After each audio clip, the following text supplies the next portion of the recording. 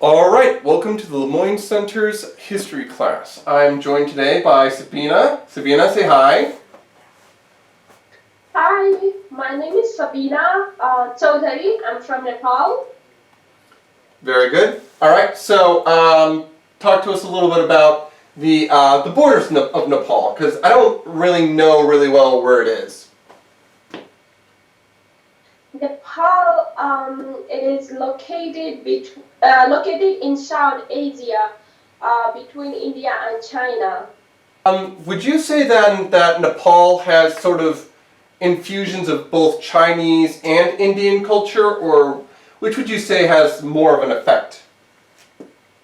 I would say more toward India because our language is similar, our culture, tradition, everything is similar. But China, I would say more about the religion, but it is both influenced by both countries. Well, it's funny you mentioned religion. I understand that there's a lot of Buddhism in Nepal, correct? Yes. And the Buddha, Siddhartha himself, was not Chinese, he was Indian, correct? Buddha, we believe that Buddha was born in Nepal. Um, Kapilvastu, it's a region. Kapilvastu, where he was born, but it's still there. It's still like people believe that he was born in India. He was born in China. Like they believe, so many people believe different things. But our history tells us that he was born in Nepal. Really? I didn't know Yeah. that. All right, now I read that the No, capital. Thanks. And there's like 1 billion Buddhists on the planet, right? So there's a lot of them. yes. Okay. So, very influential person. I've read some of his writings. He's a very interesting character. I understand that the capital, I read it's called Kathmandu. Is that right? Yeah. Okay. How far would you say, and that borders between like Nepal, it borders, it's near the edge to China, correct? Yes, it is closer to China, and it's very closer to China because the border is located. Kathmandu is our capital city, and it's our biggest city in our country. So many things like they trade things between China and Nepal is like very closer. So yeah, Kathmandu is our capital city, and many people live in there. And I guess Is it your largest city? yes, it's the largest city in my country. I live very far away from there because there are so many. There are three main reasons that Nepal is divided into. One is Himal, Pahad, Trai. So Kathmandu is located closer to Himal, not in Himalayan region, but closer to Himal. But I'm from Trai, which is like western part of Nepal. Hey, okay, so just to make sure, when you say it's located near Himal, that's where we get the word for the Himalayas, right? Yes. Okay, so there's sort of the western north border with China. That's where Himal is. You're from which area? Yeah. East, west, north, south. Directionally, direction would I go from Kathmandu, which is on the border, towards your village? Where do you live? I live on western part. Okay, so you're sort of on that western bridge. I understand. You said that you guys trade with China. Do you know what kind of trade it is? I think mainly it's like things that are made in Nepal that goes to China, like blankets, um, more about the woolen stuff, which are made in Himalayas areas of Nepal, like sweaters, blankets, jackets. Some they bring it to Nepal from China, and some they trade to China, and there are many Nepalese people working in China as well. Oh, that's interesting. So you mentioned blankets and clothing. So is that factory stuff or is that stuff handmade? Handmade, mainly handmade stuff. I see that you're wearing a traditional outfit. Can you describe it for us and explain where it's from and all that? This is my cultural clothes that I'm wearing. It's called anarkali. Mainly, it's we got this type of dresses from Indian.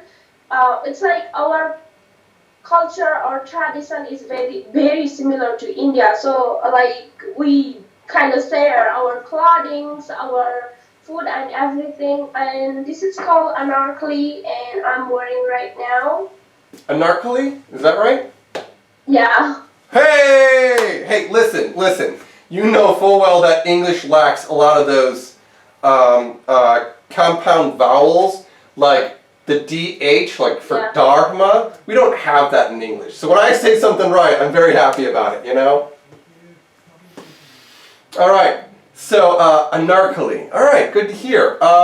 What are some other, have your people adapted also the sari, the sash thing? You said sari? Yeah, the sari. It's like a sash Oh, that yeah. women wear occasionally. Do you guys Yeah, use that we too? wear sari. Sorry. Yeah. Okay, so you actually do wear it. Cool. All right. Let's talk a little bit about where you in particular are from. We talked a little bit about your nation, but what's it like where you lived, where you grew up? How many people were there? What was the topography, the surrounding areas look like? Take us there. Um, I was born in a small village where my capital city, far from where I was born. Wherever I was born, there are like thatched house, um, mainly made of bricks and cement. Here I see is like made up of woods and I don't really see like bricks type of houses here, but Hmm. where I was born, we have cement and brick houses. And then some people have houses that are made of grass, like roof. The roof Hmm. are made of grass, dry grass, and then uh, our where I was born is like mainly more people are socialized. I mean, here we are socialized too, but wherever I was born, we are mainly like living all together. My uncle, my grandma, my parents, my brothers, even my brothers are married. They're still living with my parents. So like there are different generations living together, and it makes a big family living together. So yeah, it's big family, and I like it. It's nice. There are lots of people walking around, talking to each other, greeting, which makes me happy. And here, we all socialize. I feel socializing is good, and our tradition is mainly like that, so it doesn't make that difference. But in my culture, we are very traditional family, and they do like arranged marriages. It's still my brothers living together, even they have kids. Yeah, it makes totally different than here. Like here, we have a small family. When we grew up here, we just leave our family, go to college, stay in an apartment with our own family. So Hmm. yeah. Interesting. So you talked there about sort of the bonding of family. I didn't actually know that you were an aunt. I didn't know that you had nieces and nephews. Do you know how many you have right now? I have one niece and Aww. they're younger. Aww. Do you know how old they are right now? Or Sorry. do you know how old they are now? Because it must have been a while since you've seen them. Yeah, my nephew is 7, 8 years old. When he was around 3 years old when I came here, and Hmm. my niece is now going to be 3 years old, and I haven't seen her because I haven't been house since she was born. Aw, I'm sorry to hear that. But you do have plans to go back, right? Yes, I'm planning to go back after I graduate and maybe come back here and get a job here, work here, stay here. But I might not live here forever. No, hey, I understand. We've talked about Nepal before. You told me it's very mountainous up there. Beautiful views, right? I read Yes, hmm, I read that Mount Everest is actually in Nepal. Is that true? yes, Mount Everest is the highest mountain in the world, Mm-hmm. which is like 8,848 kilometers. I'm not sure how tall in feet it is, but yeah, it's the tallest mountain in the world, which is in my country. And there are some other mountains that are higher in my country. Like it's very mountainous country. Plus, we have many rivers, long rivers that are. Yeah. Interesting. I And yeah, It sounds really beautiful. Do you ever so it's sort of like a very lush and green place, right? Awesome yeah, sauce.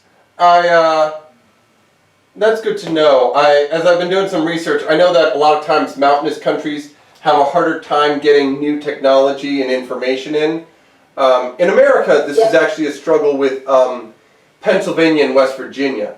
That there will be a small community up in West Virginia, and they'll be like relatively like safe, so it'll be a small community. But it's hard to get new information and new technology. Is that something that happens in Nepal?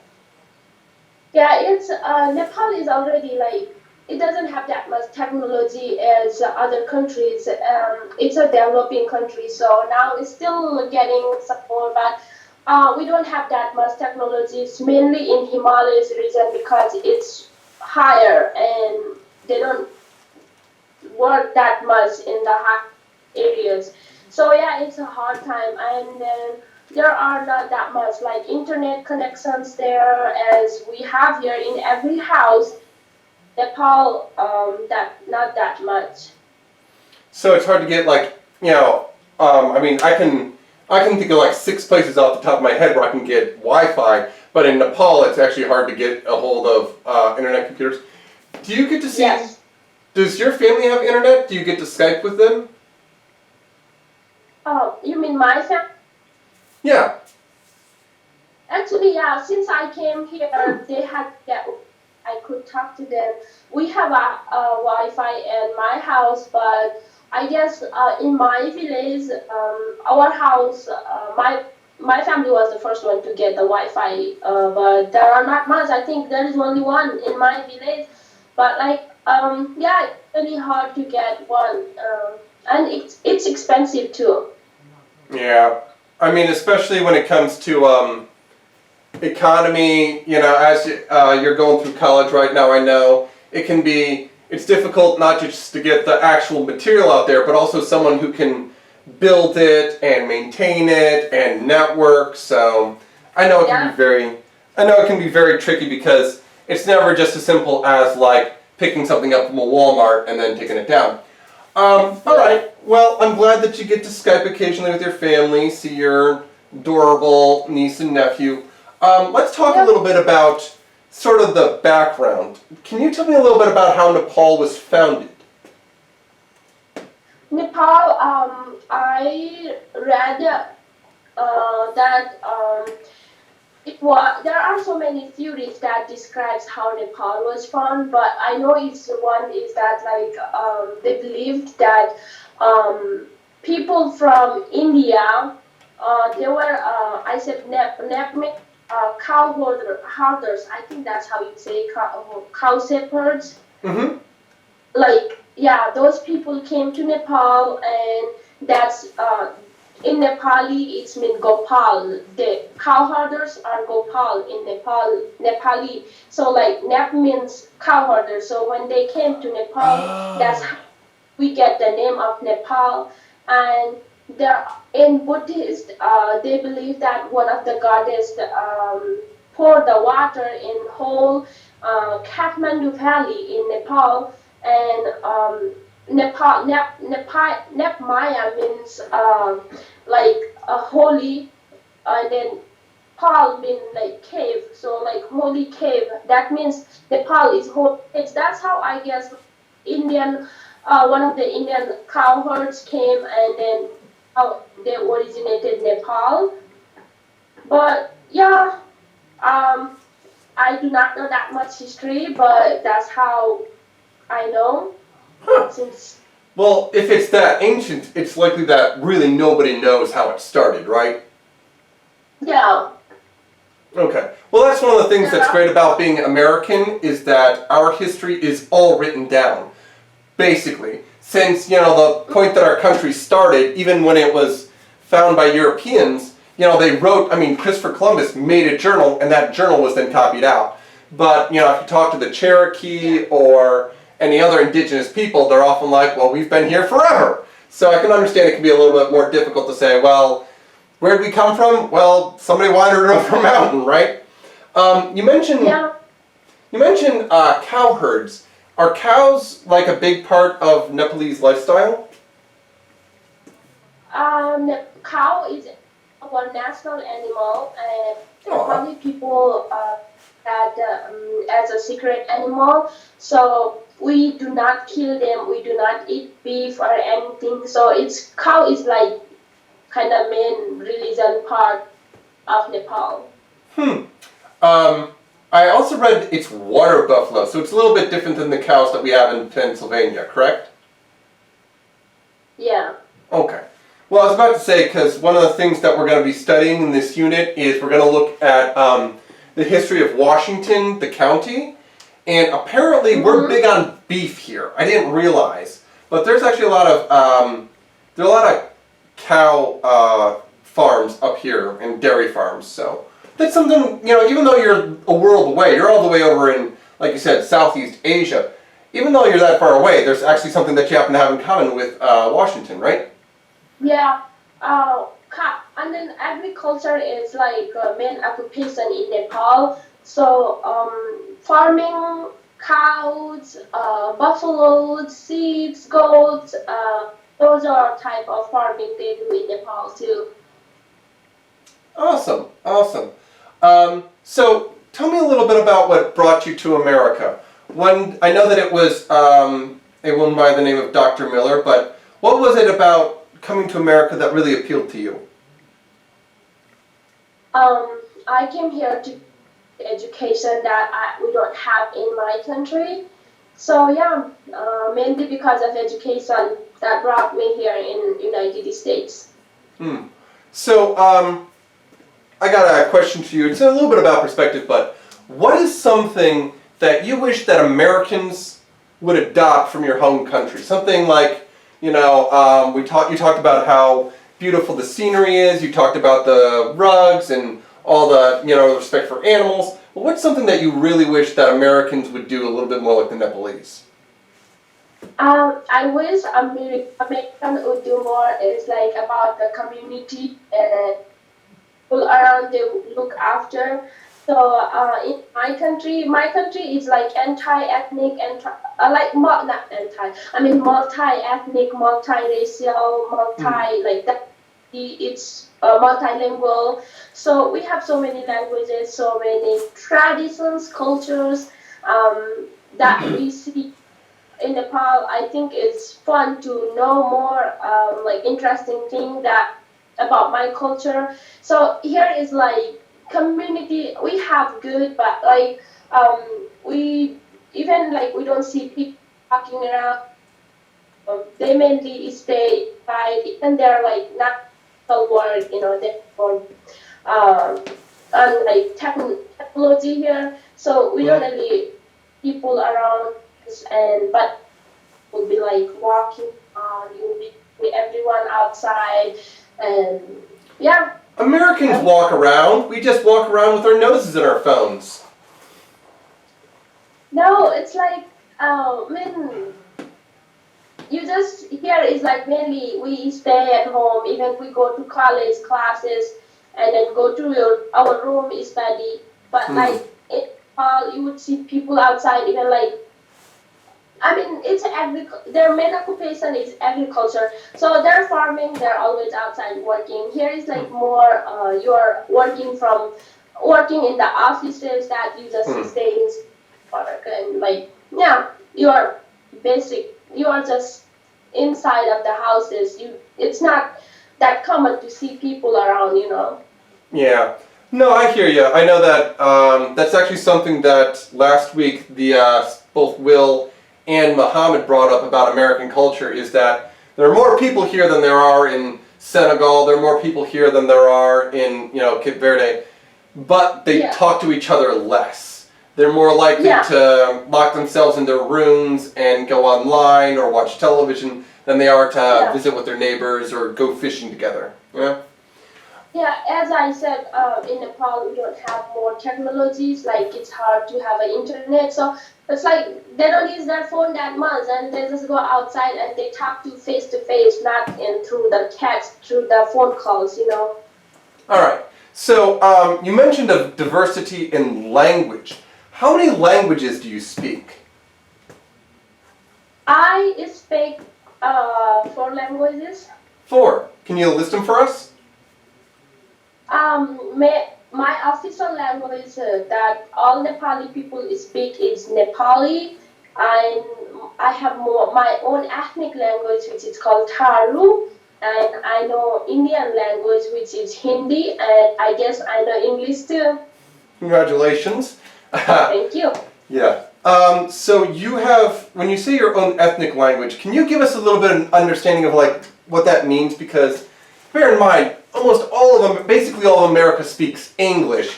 We're a very Yeah. mono-linguistic culture. So how many people actually speak your own ethnic language?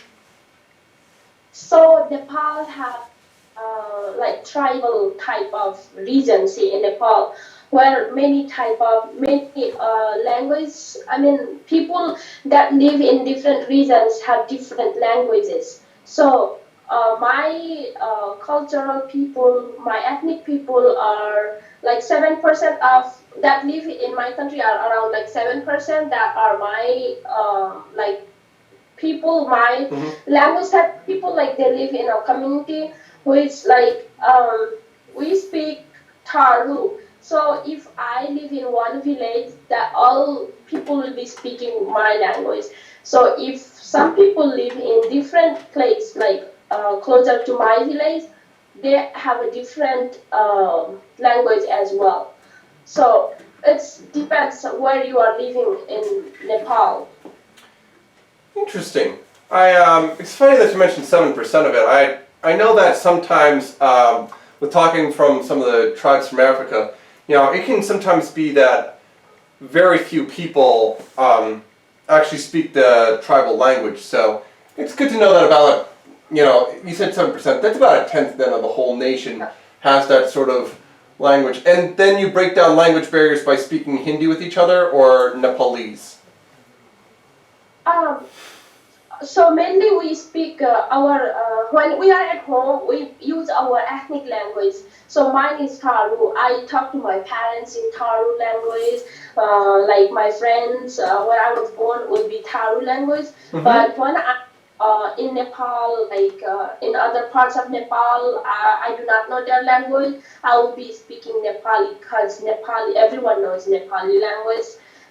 It's our official language, and our books, our textbooks, our teachers will be using Nepali language. So yeah, that's how we use those languages.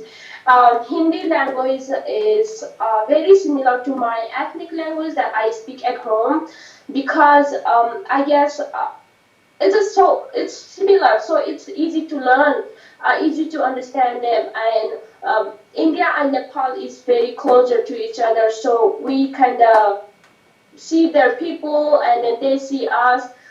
we use their language, they understand our language. So I mean, even in Nepal, we will be watching Indian movies, listening Indian songs. So yeah, it's very like easy to know their language.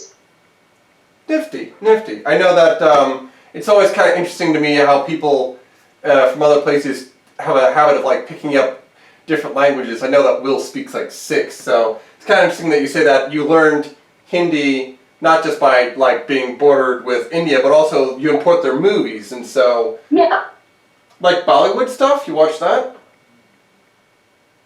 sorry. Do you watch Bollywood movies? I know I've seen some of them online. They're a little unusual at times. You know what I'm saying? There's like Yeah. action and dancing and a romance like all in the same scene, and I'm just completely lost, and then zombies show up. But it's cool. It's cool. Yes.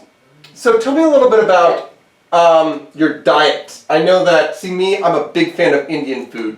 Corbin Josh, curry, the, what's that rice, the good stuff? We our food will be rice and vegetables, some sort of vegetables. Meat is not that common. We eat meat on special occasions. So rice and vegetables. We'll be eating rice in 3 times in a day. First will be lunch, then like around 2 p.m. It will be like snacks. We don't snack like chips and those type of food, but we will have a white rice and some sort of vegetables. And at night we will have bread or like bread with vegetable or rice, dal. It's lentils, and especially our food is spicy, very spicy, and different type of curries, different type of peppers. It's like all mixed of spices, vegetables, and we have like street foods. We eat on the street like snacking them. Pani puri, momo. Momo is like very common as for us, like mainly teenagers. They like to eat street foods. So yeah, mainly there's rice and those are food. Have different types according to the uh, tribal areas of Nepal. Nifty. I wish I could really go there and actually try them all out because it's, you know, when I've had that kind of food in the past, basmati rice is what it's called. It's really good. There's actually, now I really want to go, there's an Indian place out on 521, I think. They set up a shop there, and I kind of want to go there because they sell 20-pound bags of basmati rice. And so I kind of feel like going there and picking some up. They got a bunch of different kinds of curry too. There's like 20 different kinds, isn't there? Yeah, that stuff is spicy though. What's something that you wish that the Nepalese could acquire from the Americans? Can you repeat that again? Sure. We talked about what you wish Americans were more like. That you wish they were more social, more willing to talk to people on the street, a little bit more family friendly. What are some things that you wish that the Nepalese could acquire from America? I would say education, health. So we don't. Our Nepal is mainly like, as I already mentioned, they do farming and stuff. They do physical work, but even though we don't have that good health service centers, Nepalis should focus on their own health, like cleaning themselves, cleaning houses around them, cleaning their rooms. Like it first, healthy starts from cleaning yourself, like being hygienic. But Nepali people, I mean, they are, but they should take care of themselves more than like just working and then being busy and not taking care of their health. And yeah, even Nepal is poor country, but if we all work together and wanna learn about health, would learn from like America. I guess America is a like big country and it is the developed country. So we should learn more about education, educating ourselves. So, more universities, more technology, more stuff like that. Yeah, I know that sometimes in America it's ironic that we keep on running down our infrastructure. Like people complain about the schools, they complain about the hospitals, but we actually have some pretty massive hospitals here, right?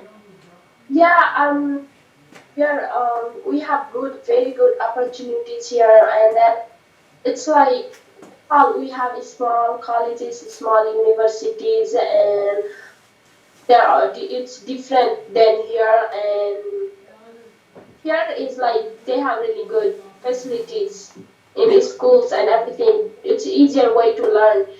Yeah. Neat. I know I was talking to someone the other day about, stuff like access to doctors and nurses, and America has, just tons and Yeah. tons of those. Is that, that's your unit of study, right? Medicine, so you plan on taking it back home? Yeah, I'm studying nursing at Walsh University here in North Canton, Ohio. So I still have 2 more years to graduate, and if I graduate, I am wanna be a nurse and go back to my country and help them with the health service. Yeah. Are you going to stay in a big city, or are you going to go back to your home village? Um, like you mean I stay here or? Well, what I meant by that is you said you were going to go home, but will you do nursing in like a small village, or would you do nursing in like a hospital in a large city? My plan is to do first in big cities and in a big hospitals. Then after I'm successful over there, I wanna go where I was born and educate them about how health is important to us, and and help them with free health services. All right, awesome. Thanks very much for joining us. And Yeah. for our question for this week, I guess we should say, what is one piece of technology or education in America that you're really glad you have? Access to the internet, smartphones, very helpful, And that'll be that. Before we go, is there maybe one more interesting factoid about Nepal that you want the people to know? Interesting thing. Well, we talked about Buddha being born there, Mount Everest. I would say first when I came to America, I got shocked seeing as the road highways here in Nepal. Nepal is like located around hilly regions, mountains, plain hills, and like everything like that. So we don't have that straight highways or like very good roads.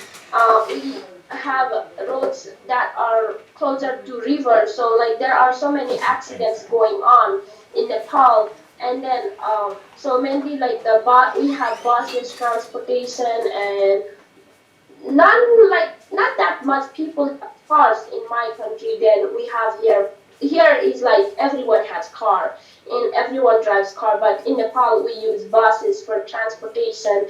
And so it's like the interesting fact is we don't have that good roads and then highways, streets. All right. Yeah. Thanks for joining us. Have a good one, Sabina. Thank you. Bye.